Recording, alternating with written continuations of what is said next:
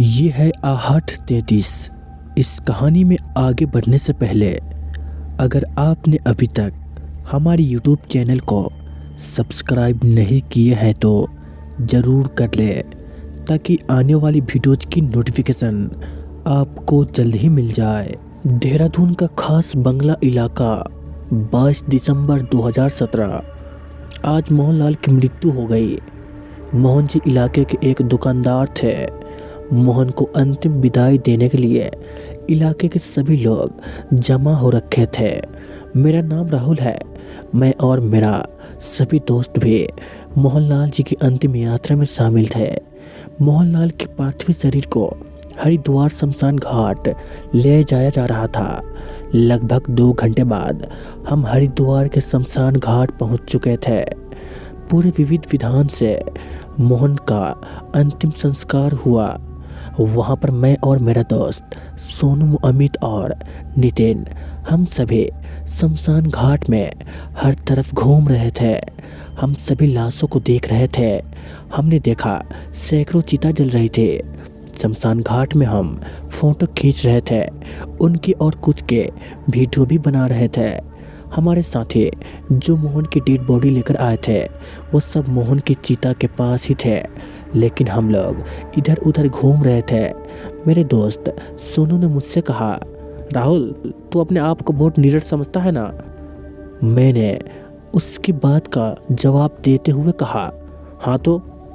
सोनू अपनी बात जारी रखते हुए बोलता है, तो तेरे अंदर हिम्मत है तो तू यहाँ से किसी भी एक चिता से थोड़ी सी राख अपनी जेब में लेकर जा सकता है क्या।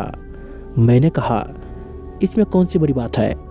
सोनू ने फिर से कहा, ले जा चल, आज 5,000 की शर्त है। मैंने कहा, ठीक है। मैंने फिर एक मुट्ठी राख उठाई और उसको एक प्लास्टिक थैले में डाल दी और अपनी जेब में रख लिया। मैं सोच रहा था कि अभी रखा है, थोड़ी देर में निकाल कर फेंक दूंगा, क्या हुआ। और तभी हम वहाँ पर पहुँच गए जहाँ पर मोहन की चिता जल रही थी। चिता अब जल चुकी थी लगभग और सभी क्रियाक्रम भी पूरे हो चुके थे।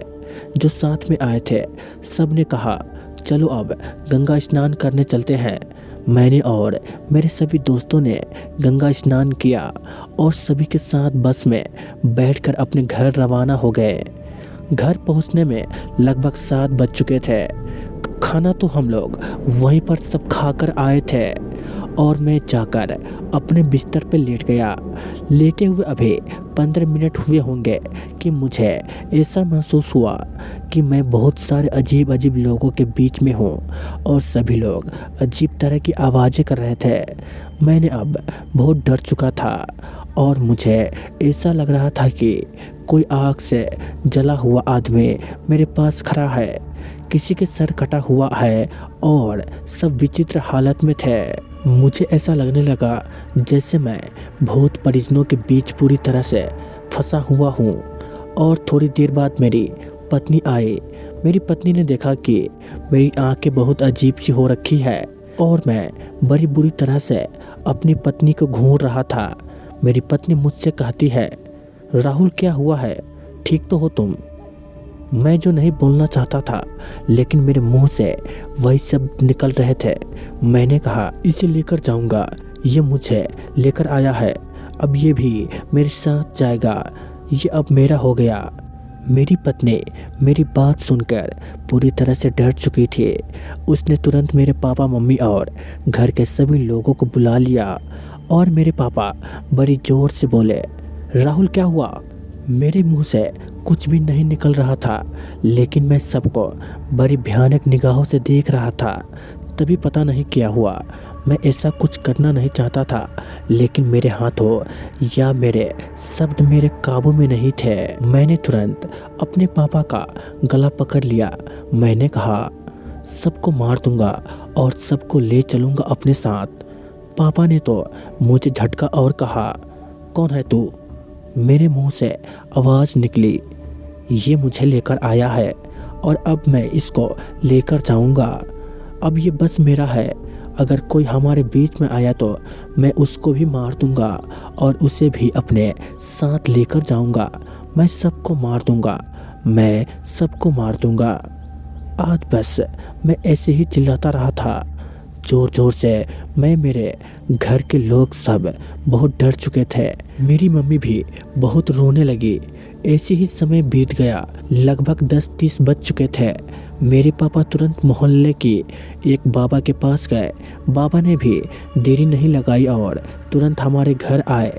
बाबा को देखकर मेरे मुंह से तुरंत आवाज़ निकली, सबको मार दूंगा, मैं सबको मार दूंगा। आज मैं लेकर चलूँगा, मुझे ये लेकर आया है और अब मैं इसे लेकर जाऊँगा। ये अब सिर्फ मेरा है। इतना कहने के बाद मैं अपना सर बड़ी तेज तेज दीवार से मारने लगा। तभी बाबा ने तुरंत मुझे पकड़ लिया और बड़ी जोर से चिल्लाते हुए कहा, कौन है तू, कहाँ से आया है? लेकिन मेरे मुंह से सिर्फ एक ही आवाज़ निकली, ये मुझे लेकर आया है और अब मैं इसे लेकर जाऊंगा। हम दोनों साथ रहेंगे, अब ये बस मेरा है। इसके बाद बाबा ने मेरी गर्दन पकड़कर तुरंत ज़मीन पर पटक दिया और बड़ी तेज तेज झापड़ मारने लगे और कहने लगे, बता कौन है तू, कहाँ से आया है? बाबा ने कुछ पूछा करे। तभी मैंने कहा, ये मुझे शमशान घाट से लेकर आया है और अब मैं इसको भी लेकर जाऊंगा अपने साथ। बाबा ने मेरी बात सुनने के बाद कहा, ये शमशान घाट से तुझे कैसे लाया? बाबा की बात पूरी होने के बाद मैंने कहा, ये मुझे लाया है, बस अब हम साथ ही जाएंगे। बाबा ने मुझे पकड़ा और दबा दिया और मैं बड़ी ज़ोर से चीखने लगा। फिर मैंने कहा, ये मेरी राख लेकर आया है चिता से, इसलिए मैं यहाँ पर आया हूँ। बाबा ने मेरे पापा को कहा, उनकी जेब से निकालो ये राख। मेरी जेब में राख की थैली फट गई थी तो उसमें से सारी राख बिखर चुकी थी। जेब के अंदर मेरे पापा ने सारी राख इकट्ठा करके घर के पास की ही नदी में ही डाल दी। उस समय तो मैं ठीक हो गया और अगले दिन मेरा सिर बहुत भारी भारी लग रहा था। मुझे अजीब सा महसूस हो रहा था, लेकिन ये बात मैंने किसी को नहीं बताई। मुझे पता था कल की घटना की वजह से ही क्या पता मेरी तबीयत खराब हो। पर जब रात को मैं अपने बिस्तर पे सोने गया तभी मेरी आँख लगी थी। तभी पता नहीं मुझे क्या हुआ कि मैं तेज तेज से चिल्लाने लगा और कहने लगा, मैं इसे लेकर जाऊंगा, अब मैं इसे लेकर ही जाऊंगा। ये मुझे लाया है और मैं इसको लेकर जाऊंगा। इतना बोलकर मैं अपने घर से बाहर भागने लगा। गिरते पड़ते मैं भाग रहा था। तभी मेरे पापा और आसपास के लोगों ने मुझे पकड़कर लेकर आए और बिस्तर पर लिटा दिया। लेटने के कुछ समय बाद मैं उठकर अपना सिर दीवार पर मारने लगा और ज़ोर ज़ोर से रोने लगा और मैं बस एक ही बात बोले जा रहा था, इसे मैं ले जाऊंगा, अभी मुझे लाया है और मैं इसे लेकर जाऊंगा। इस बार मेरे अंदर पहली वाली रात से ज़्यादा ही गुस्सा था और मैं सबका गला पकड़ने की कोशिश कर रहा था। तभी बाबा फिर आ गए। अब की बार बाबा ने पूरे घर में गंगा जल छिड़का और मंत्र पढ़ने लगे। बाबा ने कहा कि उसकी राख अभी बिस्तर में गिरी है और इसके कपड़े पर भी है, इन्हें अभी विसर्जित करो। तब मेरे पापा ने मेरी चादर यानी बेडशीट और मेरे कपड़े सभी नदी में विसर्जित कर दिए और बाबा ने मेरे गले में एक ताबीज़ मंत्र पढ़कर बांध दिए। बाबा ने कहा, अब ऐसा कभी नहीं होगा। तब से मैं अपने काम से काम रखता हूँ। ये कहानी एक सच्ची घटना पर आधारित थी। तो दोस्तों, ये कहानी आपको कैसी लगी नीचे कमेंट बॉक्स में ज़रूर बताइएगा। तो चलिए मिलते हैं एक और कहानी में। तब तक के लिए बाय एंड टेक केयर।